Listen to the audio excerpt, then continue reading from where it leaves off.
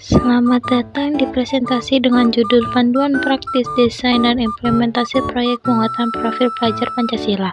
Dalam sesi ini kita akan membahas langkah-langkah praktis untuk merancang dan mengimplementasikan proyek penguatan profil pelajar Pancasila atau yang kita kenal dengan singkatan P5. Proyek ini bertujuan untuk memperkuat karakter siswa sesuai dengan nilai-nilai Pancasila. Mari kita mulai. Baik, kita langsung ke profil pengembang yang dimana saya sendiri atas nama Indah Dwi Febriana kelas D1 PGMI. Baik, langsung saja kita masuk ke materi pertama, yaitu pengertian dari P5. Profil pelajar Pancasila adalah kerangka kerja yang dirancang oleh pemerintah untuk membentuk karakter pelajar Indonesia.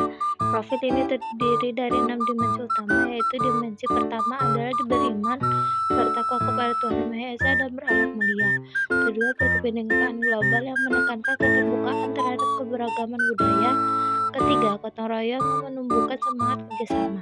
Keempat, mandiri, di mana siswa diharapkan dapat berinisiatif dan bertanggung jawab. Kelima, bernalar kritis, di mana siswa dilatih untuk berpikir logis dan analitis. Dan keenam, kreativitas, di mana siswa diharapkan untuk terus berinovasi.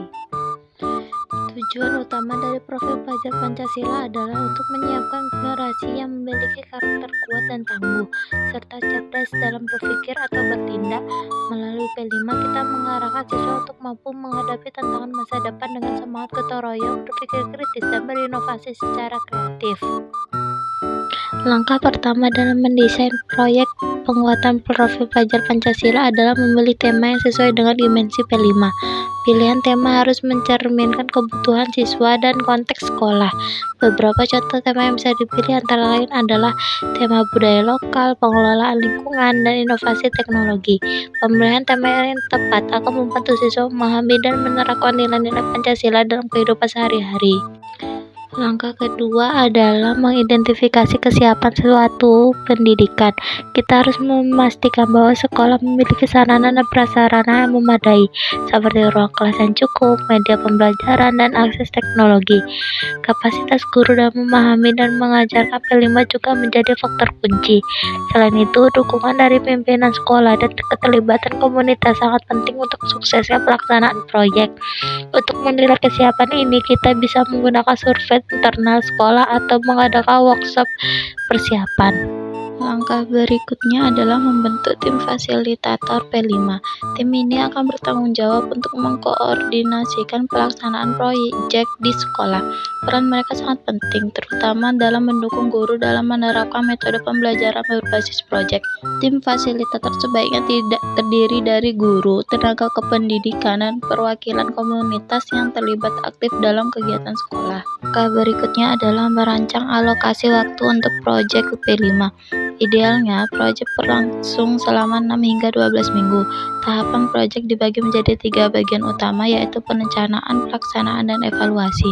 Misalnya, 2 minggu pertama dapat digunakan untuk menyusun perencanaan proyek, 3 hingga 5 minggu untuk pelaksanaannya, dan 1 minggu terakhir untuk evaluasi serta presentasi hasil proyek. Selanjutnya, kita perlu menentukan tujuan pembelajaran spesifik dan terukur. Tujuan ini harus sesuai dengan dimensi profil pelajar Pancasila yang dipilih. Sebagai contoh, salah satu tujuan bisa berupa kemampuan siswa dalam merancang proyek lingkungan berbasis teknologi yang mencerminkan nilai-nilai gotong royong dan kreativitas. Dengan tujuan yang jelas, kita bisa memastikan bahwa siswa mencapai hasil yang diinginkan. Monitoring dan evaluasi sangat penting dalam memastikan keberhasilan proyek P5. Indikator keberhasilan bisa diukur dari keterlibatan aktif siswa selama proyek dan sejauh mana mereka mencapai dimensi profil pelajar Pancasila yang ditetapkan. Alat evaluasi seperti rubrik, penilaian proyek, dan refleksi dari siswa serta guru dapat digunakan untuk menilai hasil proyek dengan lebih mendalam. Sebagai contoh, sebuah sekolah menjalankan proyek kewirausahaan sosial berbasis pengelolaan sampah. Siswa dilibatkan dalam membentuk produk daur ulang yang kemudian dijual. Proyek ini menggabungkan beberapa dimensi dari profil pelajar Pancasila seperti kreativitas, gotong royong, dan kemandirian.